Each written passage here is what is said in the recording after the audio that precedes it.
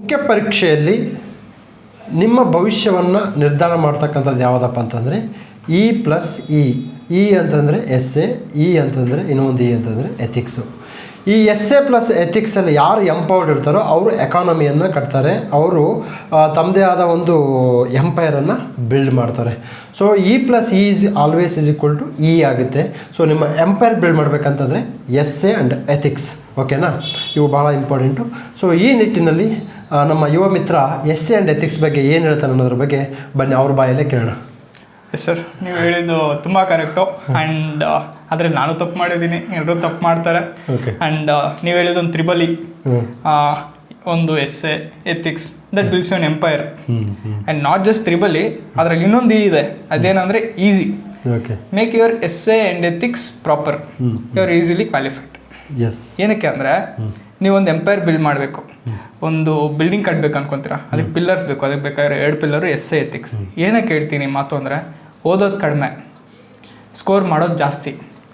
ಅದು ಹೆಂಗೆ ಸರ್, ಓದೋದು ಕಡಿಮೆ ಸ್ಕೋರ್ ಮಾಡೋದು ಜಾಸ್ತಿ ಅಂತ ಹೇಳ್ತೀರಾ? ಸಾರಿ, ಹೆಂಗೆ ಅಂತಂದರೆ ಇವಾಗ ಹಿಸ್ಟ್ರಿ ಅನ್ನೋ ಒಂದು ಪಾತ್ರ ಇದೆ, ಒಂದು ಸಬ್ಜೆಕ್ಟ್ಸ್ ಇದ್ದಾವೆ. ಅದರಲ್ಲಿ ನೋಡಿದ್ರೆ will have ancient history, medieval history, modern history, post independence history, ಮತ್ತು ಆರ್ಟ್ ಆ್ಯಂಡ್ ಕಲ್ಚರ್ ಇರುತ್ತೆ ಅದರಲ್ಲಿ, ಮತ್ತು ಕರ್ನಾಟಕ ಹಿಸ್ಟ್ರಿ. ಕರ್ನಾಟಕಲ್ಲಿ ಅದರಲ್ಲಿ 3 ಥರ.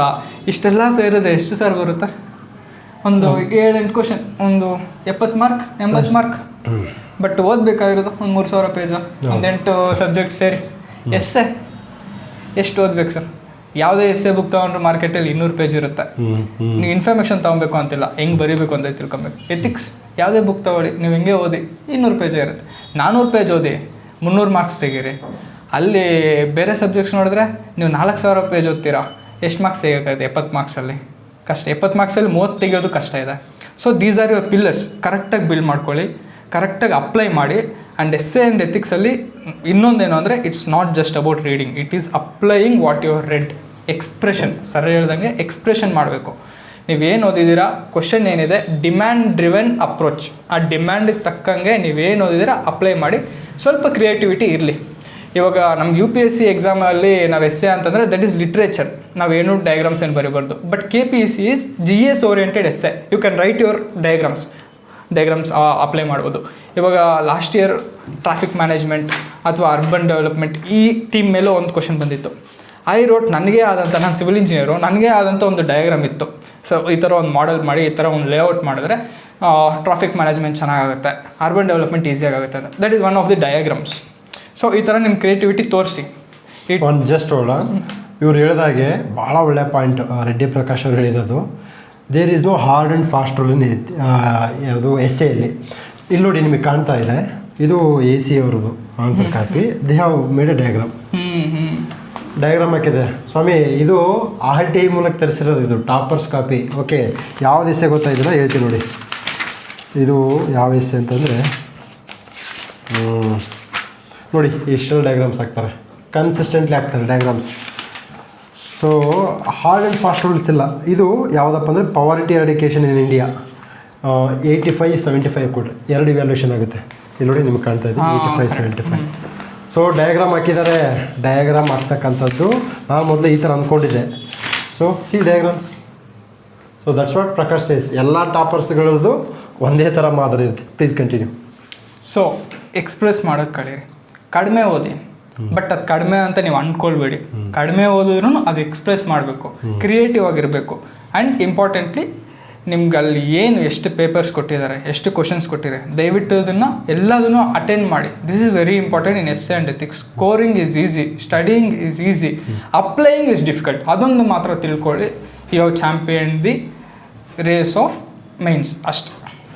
ಓಕೆ, ಎಥಿಕ್ಸ್ ಬಗ್ಗೆ ಮಾಡೋಣ. ಎಥಿಕ್ಸ್ ಬಗ್ಗೆ ಹೇಳಿ, ಏನು ಮಾಡಬೇಕು ಸರ್? ಎಥಿಕ್ಸ್ ಅಂತಂದರೆ ನನ್ನದೇ ಒಂದು ಬುಕ್ ಇದೆ ಎಥಿಕ್ಸ್ ಅಂತ. I don't to promote it, but ನಾನು ಯು ಹ್ಯಾವ್ ಟು ಪ್ರಮೋಟ್ ಹೇಳಿ. ಯಾಕಂದರೆ see there should be one rule, good things has to be promoted.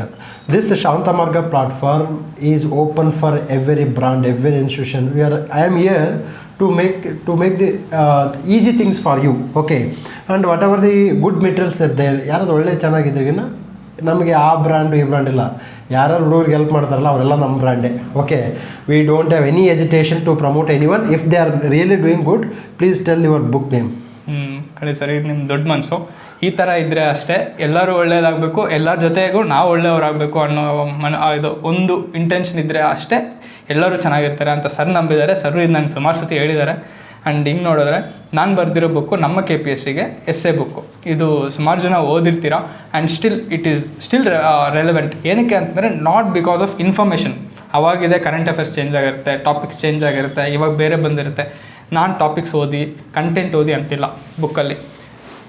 ಅದರಲ್ಲಿ ಸುಮಾರು ಒಂದು 75 ಟಾಪಿಕ್ಸ್ ಆಫ್ ಎಸ್ಸೆಗಳಿದ್ದಾವೆ.